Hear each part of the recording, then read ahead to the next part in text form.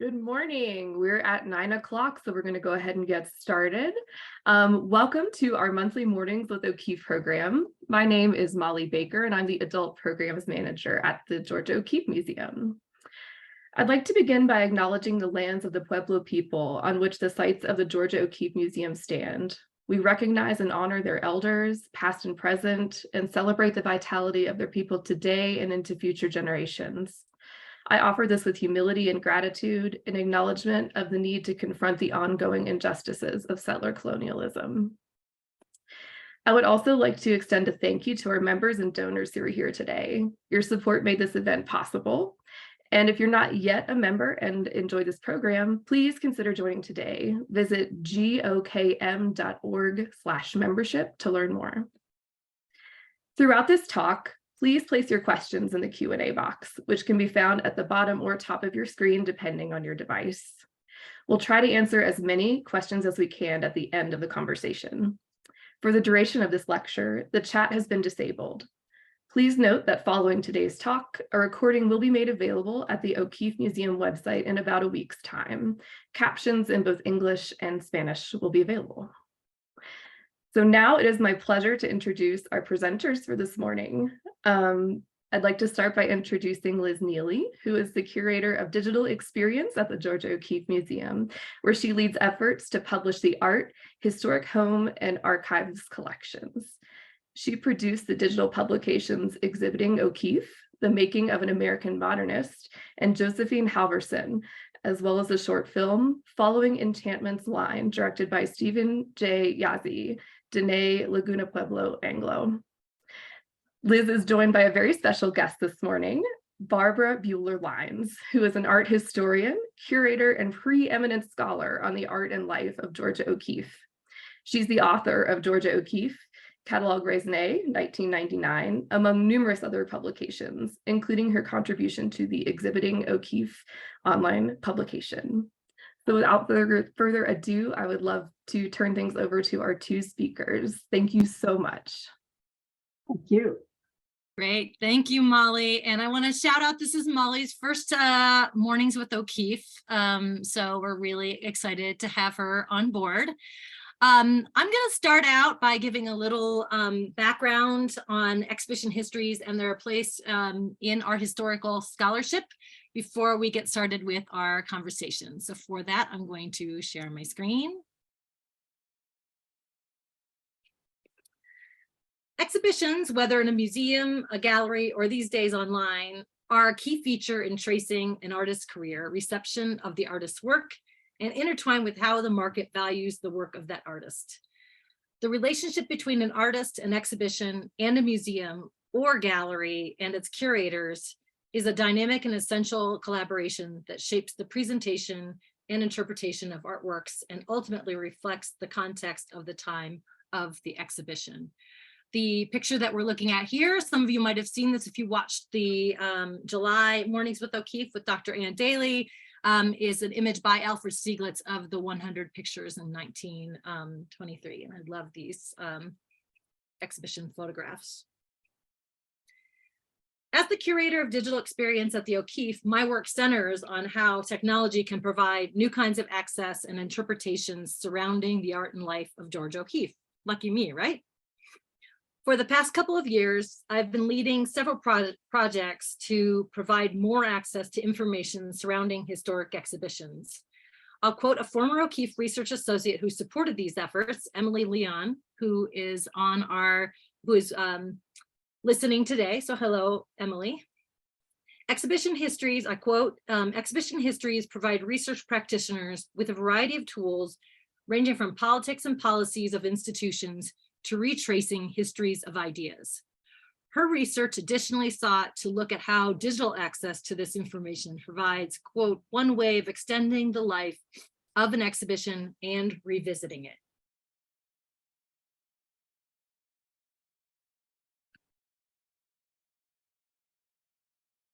While exhibition histories have long been a core resource in studying the artistic careers of an artist, interest in this topic has increased over the past decade or so as artworks themselves are looked at in context as opposed to as singular objects, and therefore need to be explored in the context.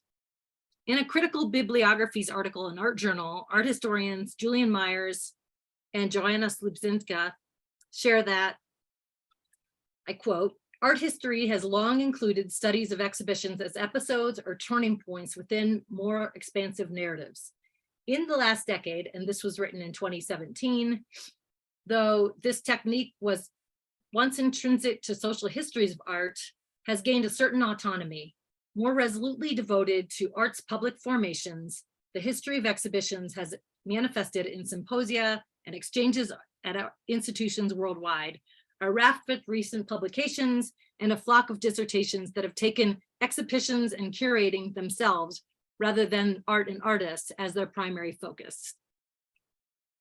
When we were seeking funding to look and see if this was something that we should dive into, it was something that a lot of stakeholders were talking about happening across, in dialogues around the world. Exhibitions are a rich way of exploring art in context because it involves several layers: the framing of the work by the curator and the organization, the development of the presentation for the public, including the involving exhibition design practices and interpretation practices, the reception by the public and the critics, and in some cases, the artist's own intentions. The image on the right here is a press release from the Art Institute of Chicago in 1943, just to give some context of that. Art historian Saloni Mathur discusses the shift in focus away from the individual artist or artwork towards the exhibition as, quote, a meaningful object of art historical inquiry, stating that, quote, there is no doubt that the practice of exhibition histories has a synergistic relation to the question of the canon. How can exhibition histories go beyond or exceed the current approaches in art history, and indeed in the category of art itself? So really that could be a whole Mornings with O'Keeffe talk in and of itself, to think about how revisiting the practices around creating an exhibition, the curatorial, the design, the interpretation, is really looking back on that, can look at how we think about the canon of what we look at and study, and revise that. The increase in interest is therefore related to how we consider context in re-examining the knowledge practices of art history. And with that, I want to briefly share two resources that the O'Keeffe Museum has produced, and that this talk is really inspired by and celebrating. But in order to look at that, I want to give credit to the sponsors that really made a lot of this work possible. And that's the Carolyn and Marilyn Toma Foundation, and also a Digital Humanities Advancement Grant from the National Endowment for the Humanities. So we're extremely thankful, and really the Toma Foundation supported a vast majority of the exhibition histories work that we have been doing. So I'll start there with these two resources that I want to share. And again, if some of you saw a little bit of this, if you watched the July Mornings with O'Keeffe, we have created a searchable database of O'Keeffe's historic exhibitions, where you can view checklists, exhibition views, and other resources available. And this is really based on the historic exhibitions that Barbara researched and cataloged in the 1999 catalog raisonné, which included, so this includes over 720 exhibitions, some with multiple venues, exhibitions that have, we can sort the checklist from beyond just the George O'Keeffe Museum. And I'll actually, I'm going to stop sharing this screen and share my another screen to just kind of show this a little bit. We're really excited about it. So some of you will be familiar with our collections online. All these windows that go over. So we have a historic exhibitions section. And now if you go within this, we have the list of exhibitions, which can be narrowed down by time frame or by organizer. And since we've mentioned the 1923, and some of you know a little bit more about that, I'll just scroll down to, I can look at the organizers here and pick one. well, I'll just go to that. And this will be a familiar page if you watch that. So here we have the name of the exhibition, and even the naming conventions is just really fascinating. We look back at the history of exhibitions, and then the archival material, and then the checklist. I'll also look at the MoMA, 1946 MoMA, where we also can provide a little context around here. So a lot of this will be growing over time. What's out here, the installation views. But I want to point out in these checklists that this also is showing, I know it's very small here, but we can see that this work is actually currently in the Metropolitan Museum of Art. This one is currently in the Georgia O'Keeffe Museum. This one is currently in the Art Institute of Chicago. And so then I can actually do a quick view on this because it's not in our collection, and even go to the current collection that's in to see the Art Institute's record in this case. So this is really, as for those of you who do use the catalog raisonné, you can see that this is starting to edge us in the direction of providing access to the full body of work by Georgia O'Keeffe. And I can happily say that we have just gotten a grant from the IMLS to further these efforts and develop a digital catalog raisonné. So that's a pretty exciting thing. With this, we can also then sort, so I could I could look and see, oh, I only want to see the drawings that were in this show, and that kind of thing. So then as a transition here, the other resource that I want to point out, and this will transition us into talking about this further, is that when we have a digital publication that mentions something in our collections online, our ethos is really about interconnective resources, is that from here I can see that this is mentioned in this digital publication, and it actually even takes us to the point where that is referenced in this publication.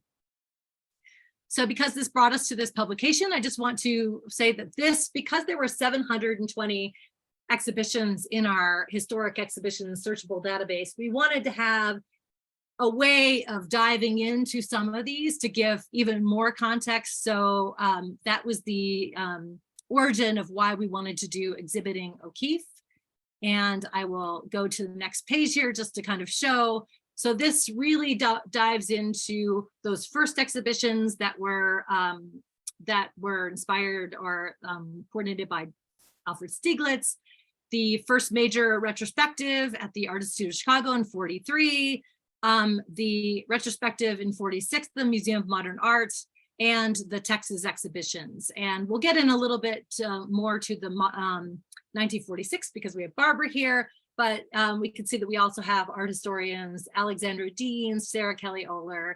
And just to give a preview of what this looks like, very visual, and just we have small essays on this. They're really enjoyable to read, so I encourage you to revisit these if you haven't seen them.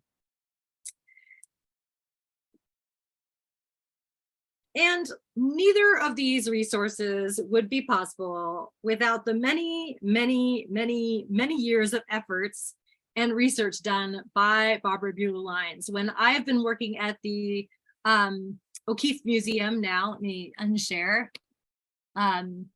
for almost 6 years. And as I have gotten to know the resources around Georgia O'Keeffe and learned more about her life and thought about how to provide more context to the people who want to research her, Barbara's fingerprints are over everything that I do. And so I remember early on just sitting back and thinking, wow, she gets a lot of work done. So welcome, Barbara. It's true, right? Welcome, Barbara, to this conversation. I'm really excited to talk to you more about this. Yeah. Well, I was extremely blessed to be at the Georgia O'Keeffe Museum for as long as I was there. because it's the only time in my life where my work actually coincided with my personal professional interests. So it was very energizing to be in a place where everything I did also increased my knowledge of what I was most interested in. And it was just a wonderful experience. So I'm really glad that we're collaborating on this again. And I'm just so happy that I could be able to help you in any way I can. That's wonderful. Well, I wanted to get your perspective a little more deeply on why you think exhibitions are essential to the study of an artist's career, and if there are specific characteristics of Georgia O'Keeffe's career that make studying exhibitions of her work stand out. Sure. First of all, I wanted to say that the Catalogue Raisonné documents exhibitions through 1970. I just didn't have time because of the number of exhibitions that began to proliferate after 1970 and the Whitney show to get all of that done within the time frame of the deadline for the Catalogue Raisonné. So I'm really delighted to have an opportunity to update that and make sure that we have all the exhibitions in the database. And I want to say how impressed I am with what you've done, Liz, and how wonderful the resource that you've already created is. It's really quite astonishing to be able to go to that and to be able to use it. It's really terrific. I think it's also important for people to know that O'Keeffe owned about half of her output at the time of her death, so that many of her works she sequestered, especially her early abstractions. And she never explained why she did it, but it seems fairly obvious, and that is they were so misinterpreted by the critics as manifestations of her sexuality that she sequestered them, and occasionally she would include them in exhibitions.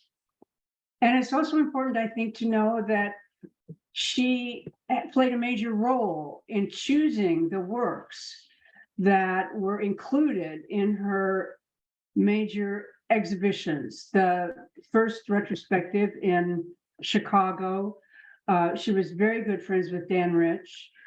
And then the second major retrospective in New York, she was very good friends with James Johnson Sweeney. And I think she played a critical role in obtaining the works that she wanted for those exhibitions. And that's really unique at this moment in time, as opposed to her moment in time, because as a curator, you have an idea that you want to present, and certain pictures are very specific to that idea, and trying to get permission to include the ones that you really want is often a big challenge. And sometimes you cannot get something that seems so critical to the exhibition. So there's a real difference between the exhibitions that she did and was pretty much in charge of, and exhibitions that are done by curators who select works for exhibitions. She also played an instrumental role in installing her exhibitions, so that she was on site in Chicago, she was on site in New York City. She, made every effort she could to be there. She insisted on certain colors for the walls and felt very strongly that white or a very pale gray was the best and most effective back color for her pictures. And she installed them the way that she felt that they looked best. And that, to me, is very revealing of her aesthetic. So if you see, fantastic that she had the unusual circumstance of Stieglitz making installation photographs. And of course, he photographed so many of her installations at the various galleries that he orchestrated. And she was instrumental in hanging those shows too. Also, she claims that she was instrumental in hanging the shows for Marin and Dove and Hartley and other people who had exhibitions at Stieglitz's galleries.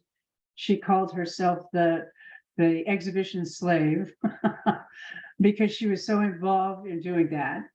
So she played a major role. And I think that the exhibitions that she orchestrated are particularly important because they reflect the aesthetic that she wanted for that exhibition. And that is something that's important to realize when you're looking at those exhibitions and when you're dealing with the works that have been included in them.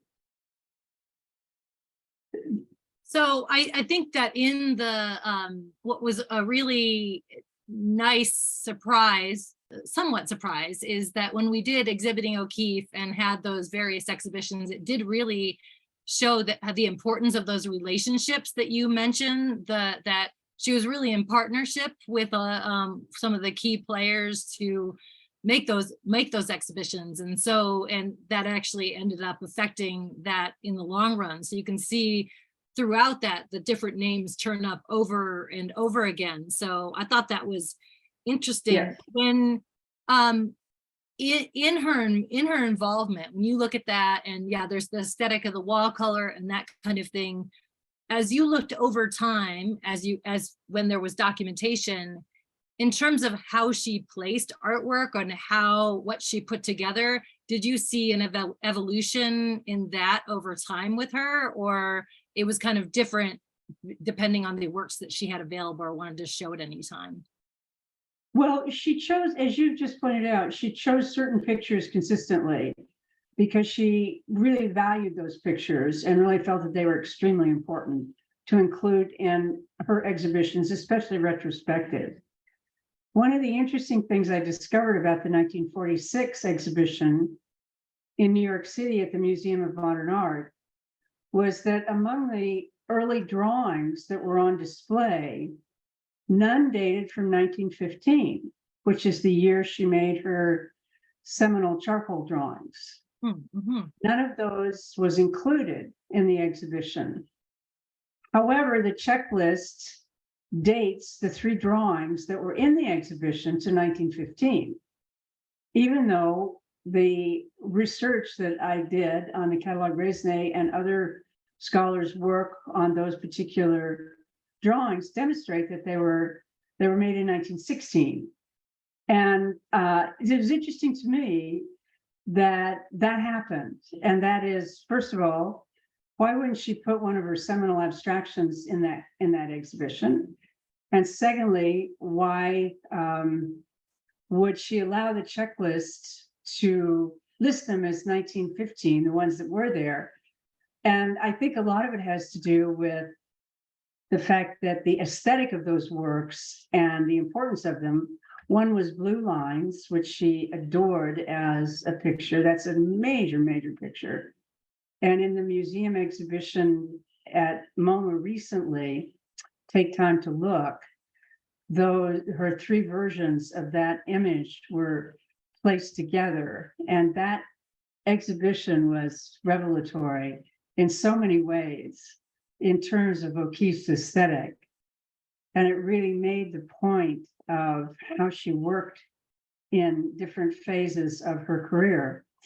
So one of them was that Blue Lines, and another was the charcoal drawing that she had not made until she got to Texas because the forms in it are from the Palo Duro Canyon, and she didn't go there until 1916. And then another one was the near abstraction she did of her friend when they were camping in 1916. And it's a drawing of her friend supposedly waking up in the morning. So that interested me. I mean, why would she let that slip?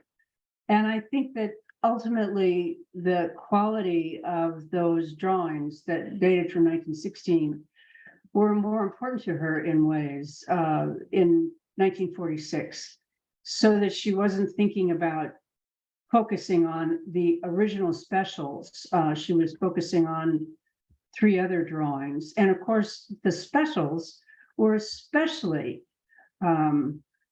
subject to Freudian interpretations.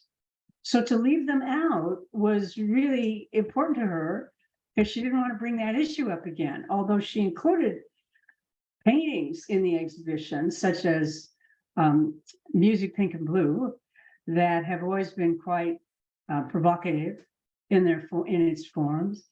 So she played a major role in selecting things, and it's very different for people who are in my position or in a curatorial position to put together an exhibition.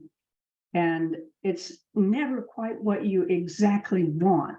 I don't know of anybody. I was talking to the curators at the Museum of Modern Art, and I said, how did you, this is so fantastic, because they got all of the Evening Star watercolors together, which was really an accomplishment. And the curator said to me, well, we got 2, and then we could say, well, we have 2, we need 3. And then we could have 3, or we need 4, and they finally got them all, which I thought was fantastic, because watercolors are sensitive to light, and they can't be exhibited all the time. And so they were very fortunate to get the pictures they want. Also, the Museum of Modern Art has a lot of authority. So when an exhibition takes place at a museum of that caliber, people want to contribute. Private collectors who are reluctant to send their work to a museum that might be of a lesser stature, people are very excited to do so. So that makes a difference in terms of how people respond to an exhibition. So I always felt like I was playing some kind of chess game when I was organizing an exhibition and trying to, or some kind of, challenge to try and get things that really made the point that I wanted to make. And it wasn't always easy, but by the same token, it's always a lot of fun. And there's something about an exhibition, and when you put it on the wall and it gets there for the first time, it reveals something to you that you never thought about. And I always found that to be wonderful. It was a kind of dynamic that I hadn't expected to occur. But once you get it up, it tells you something that you didn't know.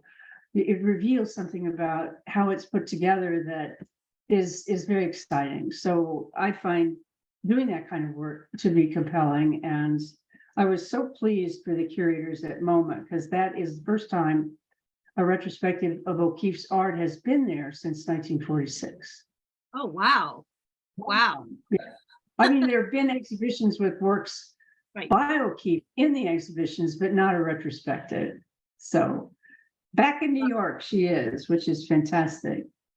Well, I hope that some of our viewers tuning in got to see the exhibition, because yeah, they did an amazing job and seeing things differently. And it really, as someone who's looking at historic exhibitions, we know that what happens now will be a historic, well, at this point is already a historic exhibition.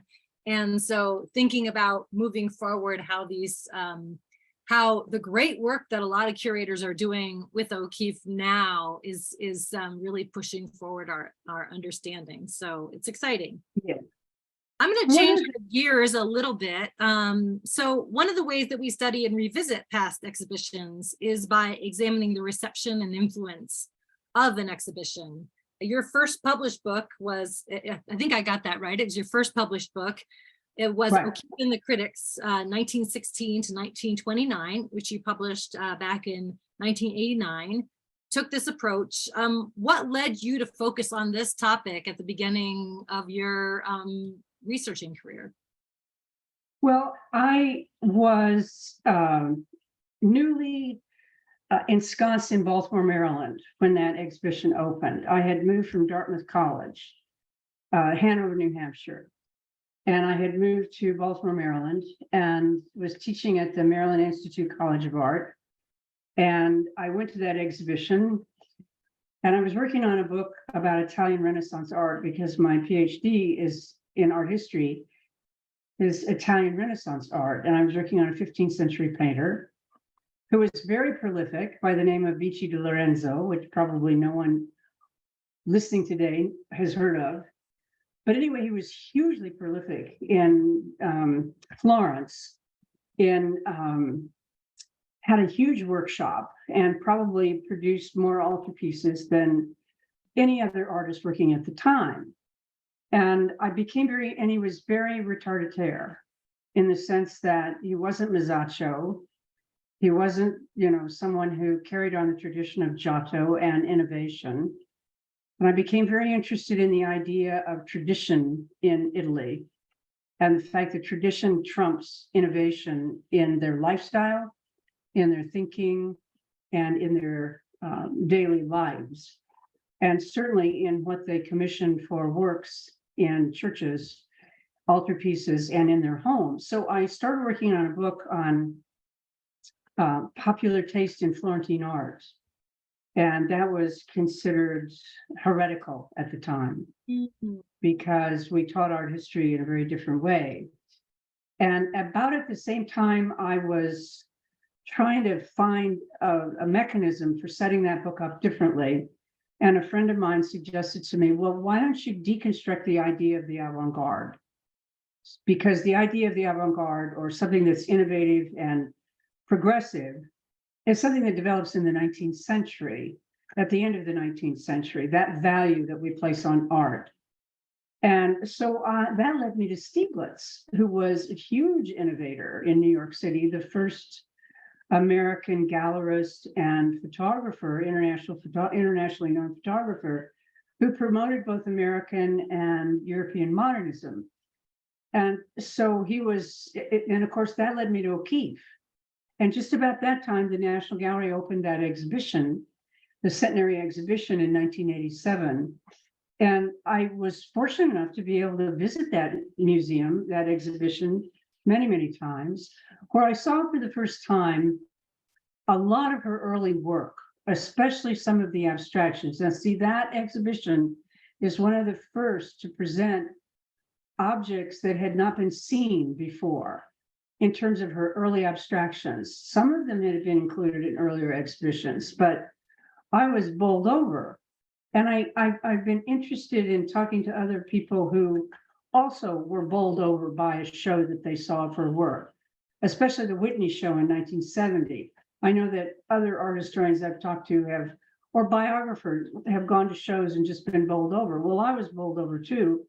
And I thought, I left the exhibition thinking, why do I know this artist is a flower painter?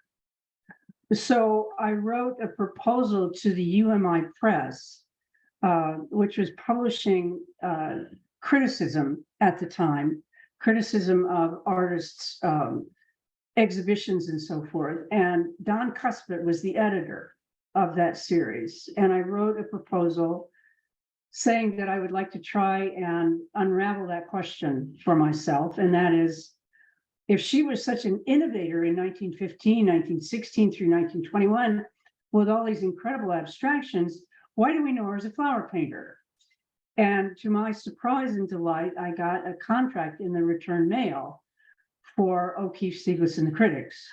So I wrote that book, and in the process of writing that book, discovered through the reviews of the exhibitions and through what O'Keeffe said about her own exhibitions, and Stieglitz said, that those Freudian interpretations had really been promoted by Stieglitz. It was his thought that her expression was the expression of a female, and he linked creativity to sexuality and defined her art in terms of her gender and her sexuality. And that was anathema to her. She wanted to be known as an artist.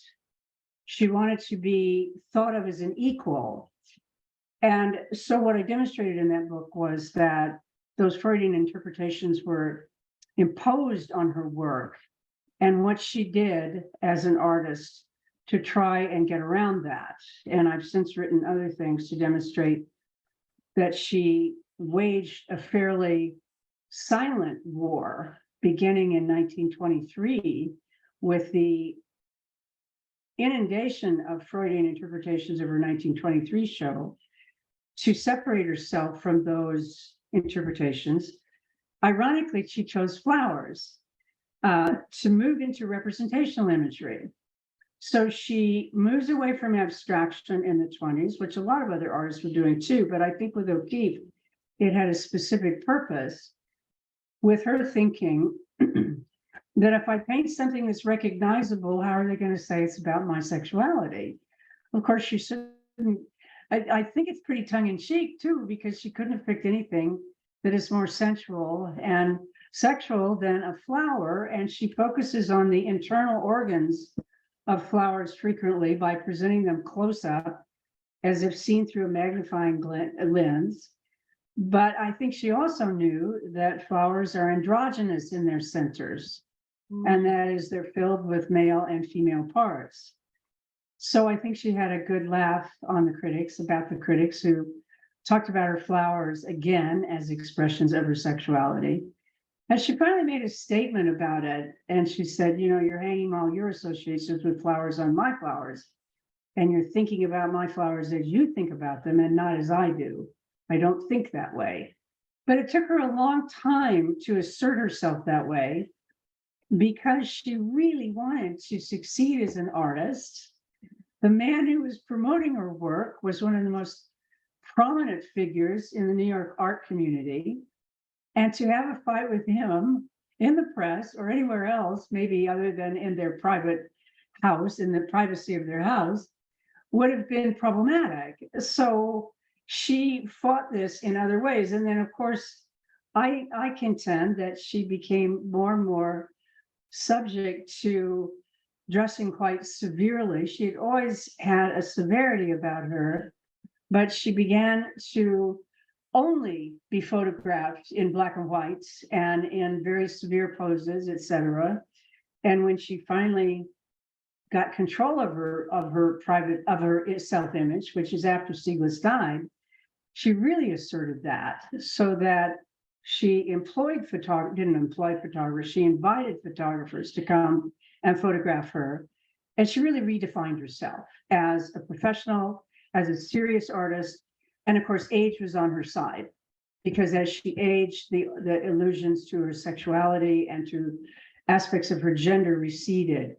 So now we think of her as a very prolific artist and someone who had an incredible amount of authority over her own self-image, and one that contradicts in dramatic ways the image that Stieglitz created of her in the 1920s. So that's what that book, I was overwhelmed with what I saw in 1987 at the National Gallery. And it was a selection of works that she participated in picking. She died in 1986, but the exhibition was being organized before that. And it is my opinion that O'Keeffe was very astute until her death, until just before her death. She didn't have the ability to see as clearly as she once had, because she was suffering from macular degeneration. But I think she was quite astute in her choices. And I think that exhibition is the last reflection of many of the works that she thought were critical to her success as an artist. And of course, she has far exceeded her wildest dreams, because she, as far as I know, is the only woman artist. She's the only artist who is also a woman who gained iconic status during her lifetime. And certainly now she has international iconic status. And with exhibitions like the recent MoMA show, there's going to be an exhibition of her skyscraper paintings in Chicago next year, with major museums taking the lead. And of course, the O'Keeffe Museum is huge in that respect, because she's the only artist who is also a woman in America to have her own museum, which is really wonderful. So hats off to O'Keeffe. Hats off to O'Keeffe. Well, I'm going to ask one more question, and then we'll open it up, because I see that we have other questions. So from our those tuning in. So I just wanted to actually, and I think it's really your story that you told there really showed how interest in a particular problem around seeing one thing, and then once you dive into it, it gets into beyond just the exhibition, but the person, the relationships, the context of the time, and that kind of thing. So it's really what we've been talking about. So I'm fascinated by how having access to these things, historic exhibitions allows us to better revisit a moment in time, which you did in your essay for exhibiting O'Keeffe. So I thought can you talk a little bit about the discoveries that you talk about when you looked back at the 1946 MoMA exhibition? Sure, yeah. I want to just give a shout out to Sarah Greeno for that exhibition in 1987, the centenary exhibition, and also to say that her selection of letters that were included in that exhibition catalog were critical, because all of a sudden you had access to how O'Keeffe was thinking. And so much of her correspondence was under the O'Keeffe-Stieglitz correspondence was under wrap at the Beinecke Library. I did get access to that while I was doing the catalog raisonné for the purpose of dating things correctly and so on. But in any case, it gave you an insight into how she thought as an artist and how she thought as a human being. I think one of the most interesting things I discovered about the 1946 exhibition when I was working on it is that I was trying to think of, I was also working on an essay for the San Diego Art Museum on the work of Henry Moore and George O'Keeffe, which is on exhibit now there and will tour other places. And I reviewed the 1946 exhibition materials that were online at MoMA.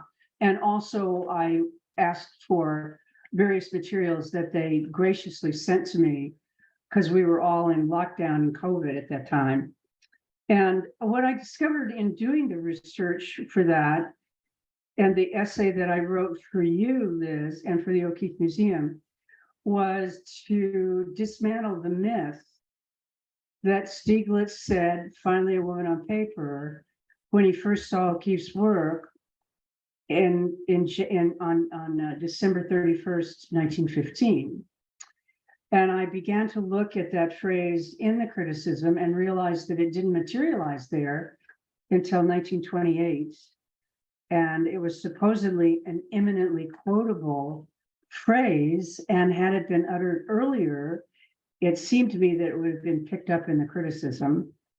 And I had always been suspicious of the phrase because in the letter that Anita Politzer wrote to O'Keeffe, after having taken O'Keeffe's charcoal drawings to Stieglitz at his gallery, the letter that she wrote O'Keeffe was penned in ink.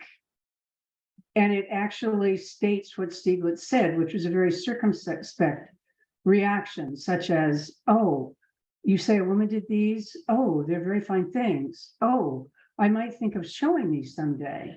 That's very different from finally a woman on paper. So also, finally a woman on paper in that letter at the Beinecke, which is where it's stored now, that phrase is in pencil. And I always wondered how that could happen.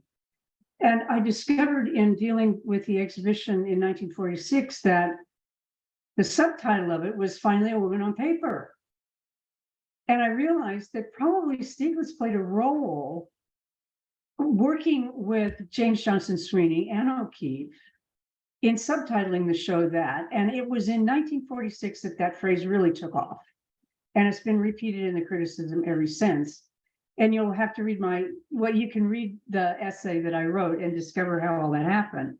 But what I was really fascinated by is that not only was that I was able to deconstruct that, but in the essay for the Moore O'Keeffe show, I was able to demonstrate through that 1946 exhibition the rivalry between Stieglitz and Greenberg, Clement Greenberg.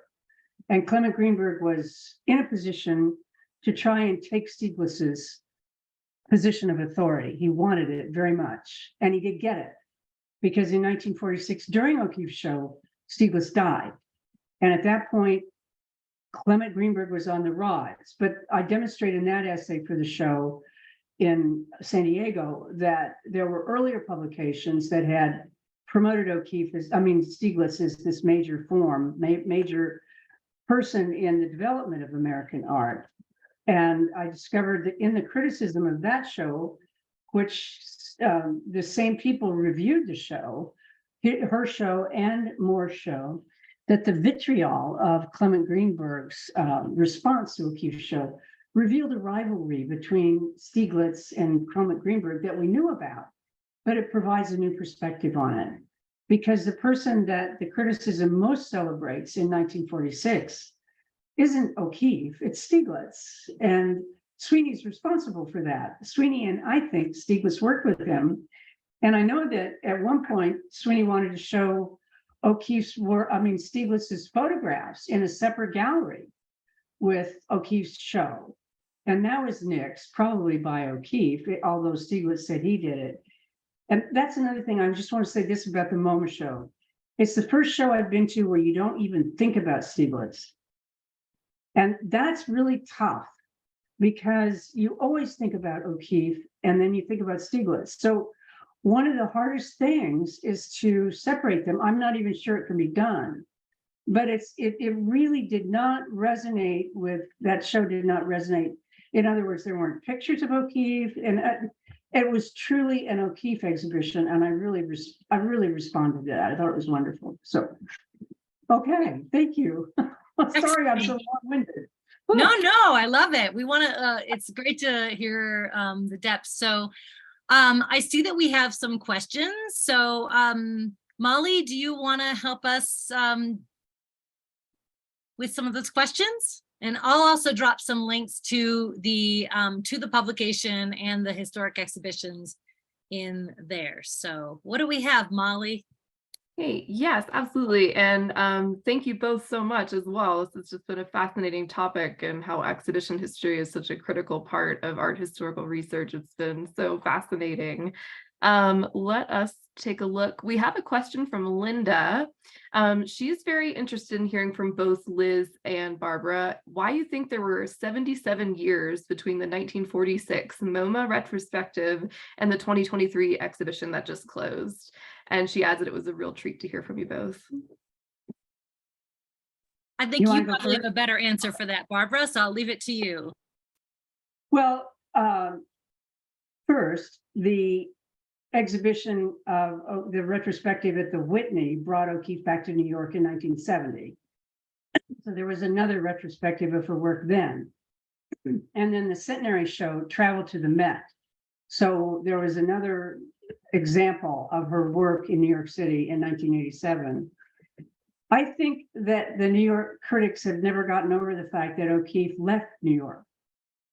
And I think that they have systematically tried to ignore her contribution to the history of art, and especially to the history of imagery created by a woman, because she basically turned her back on New York City in 1949 when she moved to New Mexico and preferred to live there rather than in New York, although she traveled back and forth to New York all the time.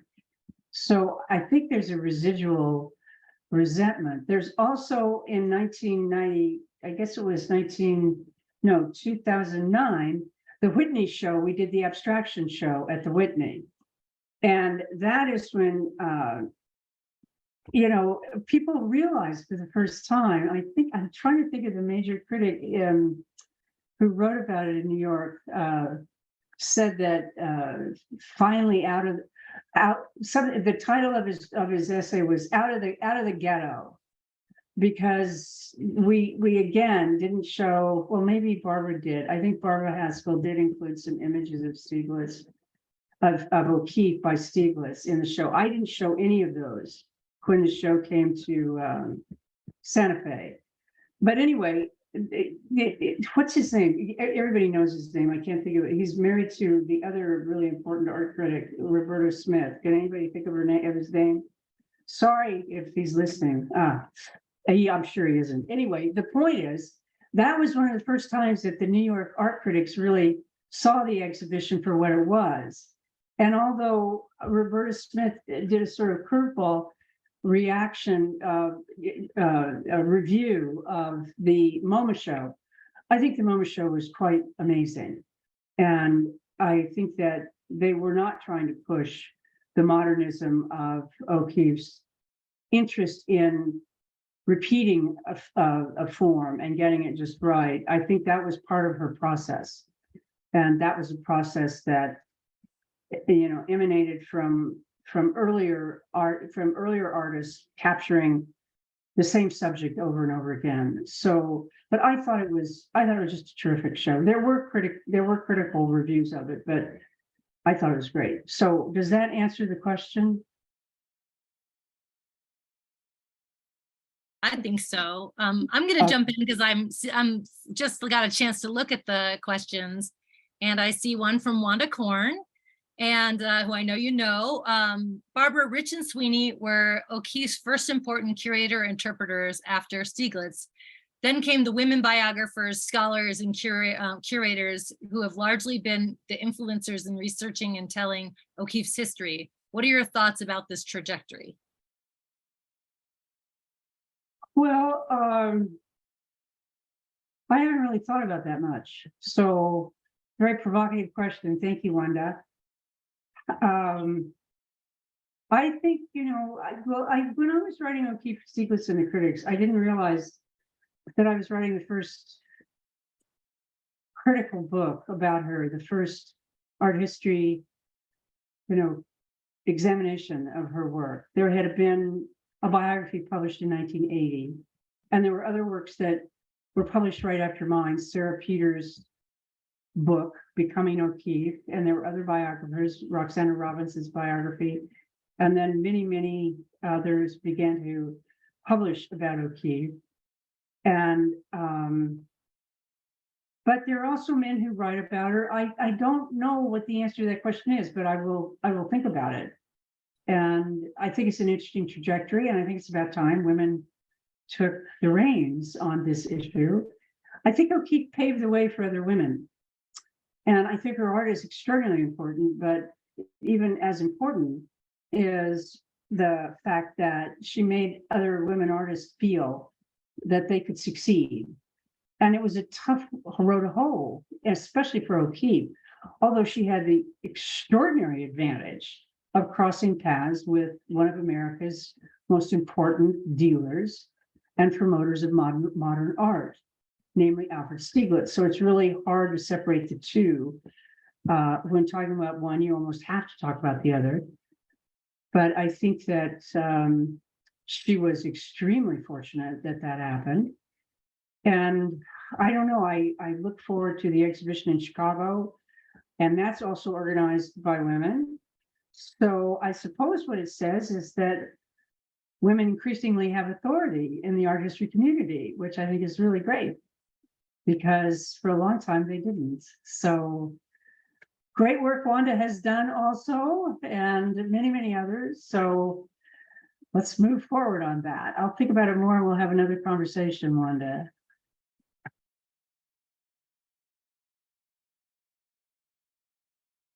Great. Okay. So we have another question that's about the current database work. Jerry Saltz. Somebody sent in Jerry Saltz. Jerry, that's it. That's the critic who said, finally out of the ghetto, and in response to the Whitney show in 2009. Rachel's question about the database. Does the database go to the modern day? And if so, what's the workflow like for adding new exhibitions? And is there a research effort to find older ones that were previously unknown, maybe at smaller institutions? Great question. Well, we started the work on the historic exhibitions with what was in the catalog raisonné. That's where we kind of because you always have to start somewhere, and a lot of that work was years and years of efforts on Barbara's part. So that is the most comprehensive part of the database. There are some newer ones from the O'Keeffe Museum that are there, and it is definitely our hope, as even Barbara mentioned, because not everything was even in the catalog raisonné because it just got to be so much and it had to be published at some point. And so we're really hoping that with the new catalog raisonné work and moving forward with research, that we will be able to increase over time and get more, because really for what we have right now, after the where the catalog raisonné stops and to current times is not as covered. And that's kind of why we also named it historic exhibitions instead of a comprehensive database of exhibitions. So it is definitely my hope that we will continue to get funding to continue to do research. And because as Barbara keeps mentioning, even current exhibitions, so much is happening all of the time. And all of these things affect, and actually the way that we, the same thing with publication history, and the more that we can start gathering these materials now, because also the more current ones have more born digital archival resources. So it's definitely my hope, whether we're working on that right now or not, it's all part of a process. So Yeah. I also wonder, I think probably back to Wanda's question, I just popped into my mind that there have been certain men who have worked on O'Keeffe's art, which they've done tremendous work, but there may be a reluctance on the part of men to work on a woman's art or to commit themselves to the career of a woman artist. And that just popped into my mind because there certainly was a reluctance to for a man to imitate or further some of the revolutionary experiments that O'Keeffe made. In other words, in the 20th century, for a man to say he was influenced by women would probably not happen. I think things are evening out a little bit better, bit more, but I don't know if that will ever happen. I saw a question in the questions that I wanted to clarify. And that is, I referred to December 31st, 1915, as the time when Pulitzer went to Stieglitz at the gallery and showed him the charcoals. The reason there's confusion about that is that in the publication Lovingly Georgia, which was edited by Clive Gibois, the date of that letter is January 1st, 1916, and that's not when she wrote it. She sent it that day. She mailed it on January 1st, 1916. But she came home after seeing, Stieglitz's response, and she sat down and wrote that letter. And what I demonstrate in the essay that I wrote for the O'Keeffe Museum is that I think Pulitzer realized that Finally a Woman on Paper was becoming the mantra of the 1946 exhibition. And because O'Keeffe asked Pulitzer for letters back from her that Sweeney published in the exhibition materials, that Pulitzer asked for her letters back because she was also writing an essay as a critique of the 1946 show. And she realized Finally a Woman on Paper was in the letter. So she penciled it in, and it's printed. Everything else is written in ink and it's printed in pencil. So if you want a further clarification, I refer you to that essay. It's online. And I was really pleased because there's an inconsistency between Finally a Woman on Paper and what the man actually said in 1915, which was so much more circumspect. And then in 1916, O'Keeffe writes the man that she is very fond of, Arthur McMahon. And she talks about the response that Stieglitz had to her work. And she pretty much repeats what Pulitzer wrote in ink. She does not mention Finally a Woman on Paper. If that had been in the 1915 letter, surely she would have mentioned it. Oh, Stieglitz is saying Finally a Woman on Paper, but she doesn't refer to that. So there was, of course, it can never be proven definitively, as I've had per conversations I've had with various biographers. But I think it's pretty clear that he didn't say that until much later, and he was much sure of her potential. And by 1928, he was really sure he had a star. And also in the 46 exhibition, I think he had something to do with the subtitle, Finally a Woman on Paper, because he had created his own woman on paper in his photographic portrait of O'Keeffe. So it was a mechanism for celebrating his own work as well as O'Keeffe's, and hitching himself to her continually rising star. And of course, he did a pretty good job. It's real hard to separate the two. amazing. Well, thank you, Barbara, for being part of this conversation. It's been Well, super thank you. I really enjoyed it. interesting. Okay, and any questions we have, if you'll send them to me, I'll be happy to respond to them. To individually, so you can get back to individuals. Okay. Wonderful. Anything else you need to add, Molly? No, just to thank you both so much for sharing your time and your knowledge on this topic. It's been terrific and we appreciate it very much. And thanks to all of our audience who were able to join today. We hope you see you at the next Mornings with O'Keeffe program, and have a wonderful day. Thank you, much. everyone. Been great. Thank you. Thank you. Bye. Talk to you. Bye-bye.